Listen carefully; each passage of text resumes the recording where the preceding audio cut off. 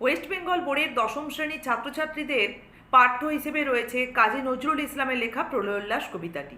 এর আগে একটি পর্বে তোমাদের কাছে এই কবিতাটির ওপর থেকে দুটি রচনাধর্মী প্রশ্ন উত্তর সহ আলোচনা করেছিলাম। আজকে দেখো তোমাদের কাছে আরও দুটি প্রশ্ন আলোচনা করব।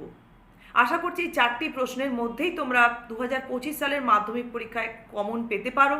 আর যদি নাও পেয়ে থাকো, অন্য লাইন ধরে প্রশ্ন এলেও তোমরা এখান থেকেই উত্তরটা লিখতে পারবে।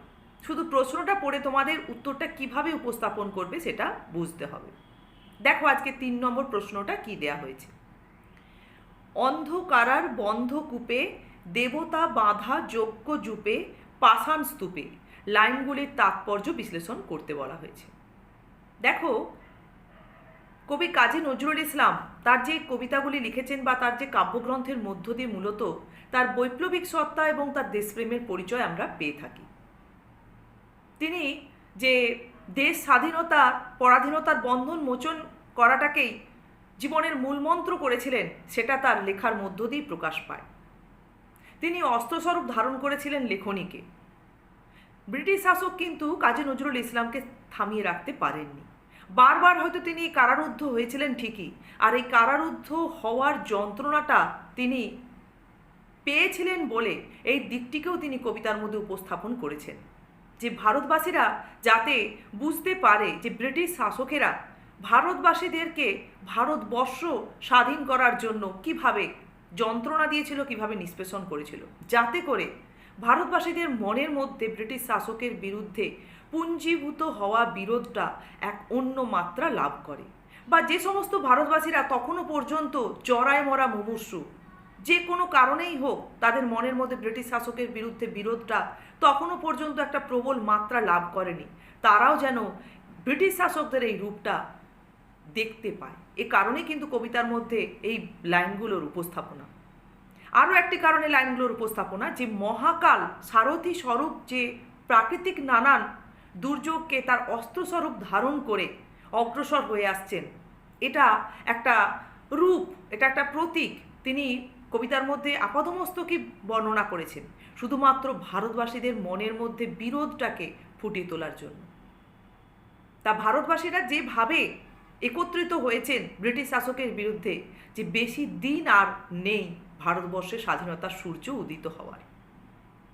তা এই কবিতার মধ্যে যখন তিনি বলছেন যে লাইনগুলিতে অন্ধকারার বন্ধ কূপে, এই কথাগুলির মধ্য দিয়ে, এই শব্দবন্ধের মধ্য দিয়ে মূলত এখানে কবি পরাধীন ভারতবর্ষের পরাধীনতাকেই চিহ্নিত করতে চেয়েছেন। আবার আরও একটি বিষয় এখানে রয়েছে, যে পরাধীন ভারতবর্ষের পরাধীনতার শৃঙ্খল মোচনের জন্য যে সমস্ত বিপ্লবী বা দেশপ্রেমিকরা সক্রিয়ভাবে অংশগ্রহণ করেছিলেন, তারা কিন্তু ব্রিটিশ শাসকের দ্বারা বারবার কারারুদ্ধ হয়েছিলেন। তাদের এই বন্দি দশা বা তাদের কারারুদ্ধ হয়ে মৃত্যু মুখবর্তী হওয়া, সম্মুখীন হওয়া, এই পরিস্থিতিটাকেই ভারতবাসীর কাছে তুলে ধরতে চেয়েছেন লাইনগুলির মধ্য দিয়ে। এবং মহাকাল সারথি স্বরূপ যে আকাশের বিদ্যুৎকে চাবুকের মতো ধারণ করে এগিয়ে আসছেন, তিনি কিন্তু এই ধরনের ভারতবর্ষের বুকে বা এই ধরনের পরিস্থিতিগুলোকে একেবারেই ভারতবর্ষের বুকে আর কোনোভাবে প্রশ্রয় দেবেন না। অর্থাৎ ভারতবাসীরা কোনোভাবেই আর এই পরিস্থিতিটাকে ভারতবর্ষের মধ্যে বা দেশের স্বাধীনতা সংগ্রামীদের ক্ষেত্রে এই ধরনের নির্যাতন অত্যাচারটা মেনে নেবে না। এটাই ভারতবাসীদেরকে বোঝাতে চেয়েছেন, যাতে করে সকলের মনের মধ্যে সেই বিরোধটা একটা প্রবল মাত্রা লাভ করে। এরপরের লাইনগুলোতে তিনি বলছেন দেবতা বাঁধা যজ্ঞ জূপে পাষাণ স্তূপে। তাই এখানে দেবতা বলতে মূলত সেই পরাধীন ভারতবর্ষে যে সমস্ত স্বাধীনতা সংগ্রামী যারা সক্রিয়ভাবে এই দেশের স্বাধীনতা সংগ্রামকে পরিচালনা করেছেন, তারাই কিন্তু সেই ভারতবর্ষের দেবতা স্বরূপ। কবি কবিতায় তাদেরকে দেবতা বলেই পরিগণিত করেছেন।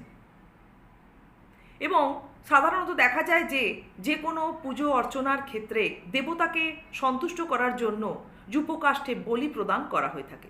এখানে কবি কবিতায় তুলে ধরছেন যে দেবতাই সেই যূপকাষ্ঠে নিবদ্ধ রয়েছেন, বন্দিত্ব বরণ করতে হয়েছে, করতে বাধ্য হয়েছেন ব্রিটিশ শাসকের হাতে। তাহলে এটা একটা ভীষণ হাস্যকর ব্যাপার। তা এই রকম পরিস্থিতিতে, এইরকম প্রেক্ষাপটে ভারতবাসীরা আর যেন কোনোভাবে জরায় মরা মুমূর্ষু হয়ে না থাকে, তারা যেন সমস্ত রকম তাদের দ্বিধা দ্বন্দ্ব ভুলে সক্রিয়ভাবে ব্রিটিশ শাসকের বিরুদ্ধে বিরোধ গড়ে তুলতে পারে, সে কারণেই কিন্তু এই লাইনের উপস্থাপনা। এবং এই লাইনগুলি উপস্থাপনার মাধ্যমে ভারতবর্ষের প্রকৃত চিত্রটাই তিনি ভারতবাসীর কাছে উপস্থাপন করতে চেয়েছেন। আর এই পরিস্থিতির অবসানের জন্য যে মহাকাল প্রচণ্ড রূপ ধারণ করে অগ্রসর হচ্ছেন, অর্থাৎ সমগ্র ভারতবাসী যে সক্রিয় হয়ে উঠেছে, যে কোনোভাবেই ব্রিটিশ শাসকদের আর তারা ভারতবর্ষের বুকে এইভাবে অত্যাচার চালাতে দেবে না, এটাই তিনি ভারতবাসীদের কাছে তুলে ধরতে চেয়েছেন এই লাইনগুলির মধ্য দিয়ে। ব্যাস, এটাই গেল এই লাইনের তাৎপর্য বিশ্লেষণ লাইনগুলির। এরপরে দেখো আজকে 4 নম্বর প্রশ্নটি কি রয়েছে। 4 নম্বর প্রশ্নটিতে রয়েছে, আসছে নবীন জীবনহারা অসুন্দরে করতে ছেদন। কবিতার বিষয়বস্তু অবলম্বনে আমাদের এই লাইনটির তাৎপর্য বিশ্লেষণ করতে হবে। এটিও একটি রচনাধর্মী প্রশ্ন। তাহলে দেখো, আমরা যে 1 নম্বর প্রশ্নের উত্তরটি আলোচনা করেছিলাম, সেখানে দেখেছিলাম যে উত্তরটা, আমরা এই প্রশ্নের উত্তরটা এভাবেই উপস্থাপন করব। প্রলয়োল্লাস কবিতায় কবি কাজী নজরুল ইসলাম দুটি চিত্র অঙ্কন করেছেন বা দুটি দিক তুলে ধরেছেন। একটি হচ্ছে ধ্বংস আর একটি হচ্ছে নতুনের সৃষ্টি। ধ্বংস আর বিনাশের দিকটিকে তিনি মহাকালের ভয়ঙ্কর বা প্রচণ্ড রূপ, শুরুতেই তিনি যেখানে কালবৈশাখীর প্রসঙ্গ নিয়ে এসেছিলেন, পরবর্তী মুহূর্তে তিনি সেই মহাকালের প্রচণ্ড বা ভয়ঙ্কর রূপের মধ্য দিয়ে প্রতিকায়িত করেছেন। এবং সৃষ্টি অর্থাৎ কবিতার নানান ক্ষেত্রে দেখা গেছে কবি এক গভীর আশার বাণী ভারতবাসীদের দিয়েছেন। সেক্ষেত্রে এই লাইনটির আমরা যে প্রাসঙ্গিকতা স্বরূপ দেখি, আগে তাৎপর্য বিশ্লেষণের আগে আমাদের প্রাসঙ্গিকতাটা উত্তরে ব্যাখ্যা করতে হয়। প্রাসঙ্গিকতা হিসেবে আমরা দেখি যে কোনো নবীনের উপস্থাপনা মানেই হচ্ছে পুরাতনের সমাপ্তি। আর কবিতার মধ্যে আমরা যেহেতু দেখছি যে দুটি দিক কবি তুলে ধরেছেন, এক হচ্ছে বিনাশ বা ধ্বংস, আর এক হচ্ছে সৃষ্টি। এখানে নবীন বলতে মূলত চিরসুন্দর তথা মহাকালকেই বোঝানো হয়েছে। মহাকালের মধ্যে যেহেতু দুটি রূপ লুকিয়ে রয়েছে, একদিকে পুরাণের ব্যাখ্যা অনুসারে তিনি একদিকে যেহেতু ধ্বংসের দেবতা, আবার একদিকে তিনি সৃষ্টির দেবতা, তাই তার সৃষ্টিমূলক দিকটিকে সূচিত করতে গিয়ে তাকে নবীন বলে অভিহিত করা হচ্ছে, তাকে চিরসুন্দর বলে অভিহিত করা হচ্ছে।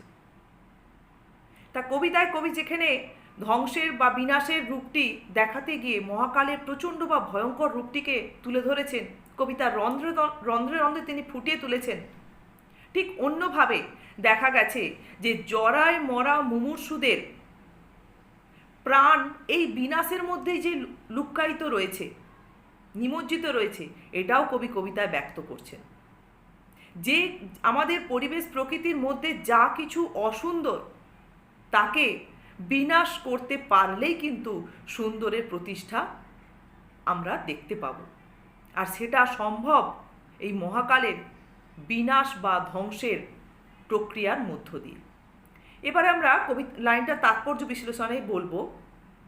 তা কবিতার মধ্যে সমগ্র ভারতবাসীর মনের মধ্যে ব্রিটিশ শাসকের বিরুদ্ধে যে বিরোধ ক্ষোভ পুঞ্জীভূত হয়েছিল, তা যে ধীরে ধীরে এক অন্য মাত্রা লাভ করেছিল, এবং যে সমস্ত ভারতবাসীর মনের মধ্যে তখনও পর্যন্ত ব্রিটিশ শাসকদের নিয়ে একটা দ্বিধা দ্বন্দ্ব, ভয়, ভীতি, স্বার্থপরতা কাজ করছিল, তাদের মনের মধ্যেও যাতে করে সেই বিরোধের ধারা প্রবাহিত হয়, তারাও যাতে ব্রিটিশ শাসকের বিরুদ্ধে সক্রিয় বিরোধে অংশগ্রহণ করতে পারে, সে কারণেই কিন্তু এই কবিতার উপস্থাপনা।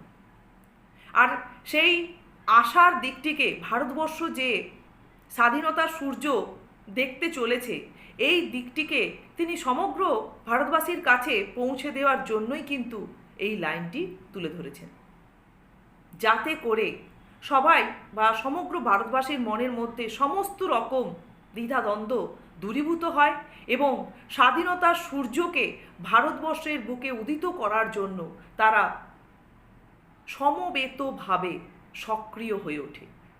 তবেই কিন্তু ব্রিটিশ শাসকরাই ভারতবর্ষের বুক থেকে তাদের যে সাম্রাজ্য সেটা ক্রমশ দুর্বল হবে। তারা এই সাম্রাজ্য বিস্তার করা বা সাম্রাজ্য পরিচালনা করার যে প্রবণতা সেটা থেকে পিছু হটতে পারবে। এই দিকটাই কিন্তু, এই আশার দিকটাই কিন্তু মূলত এই লাইনের মধ্য দিয়ে ফুটে উঠছে কবিতার, যে সমগ্র অবয়বের মধ্যে ভয়ঙ্করতার চিত্র থাকলেও যে যে ক্ষেত্রর মধ্য দিয়ে তিনি ভারতবাসীর মনের মধ্যে আশার সঞ্চার করতে চেয়েছেন সেরকমই একটি লাইন এটি। তাহলে আমরা এভাবেই এর তাৎপর্য বিশ্লেষণ করব।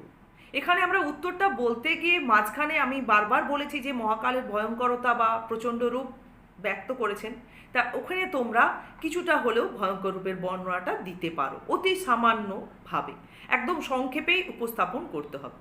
তোমাদের 1 নম্বর প্রশ্নের উত্তরে কিন্তু মহাকালের যে ভয়ঙ্কর বা প্রচণ্ড রূপের যে বিষয়টা পুরো কবিতার বিভিন্ন পরিসরের মধ্যে ব্যক্ত হয়েছে সেটা কিন্তু ওখানে ভালো করে আলোচনা করা হয়েছে। ঠিক আছে, আজকে এই 2টি প্রশ্ন আলোচনা করো, আশা করছি তোমরা অনুশীলন করো, আশা করছি তোমাদের এরপরে এই কবিতার আর কোনো সমস্যা থাকবে না। যদি কারোর কোনো লাইন ধরে বা কোথাও কোনো অংশ বুঝতে অসুবিধা থাকে তাহলে তোমরা অতি অবশ্যই কমেন্ট বক্সে আমাকে জানিও।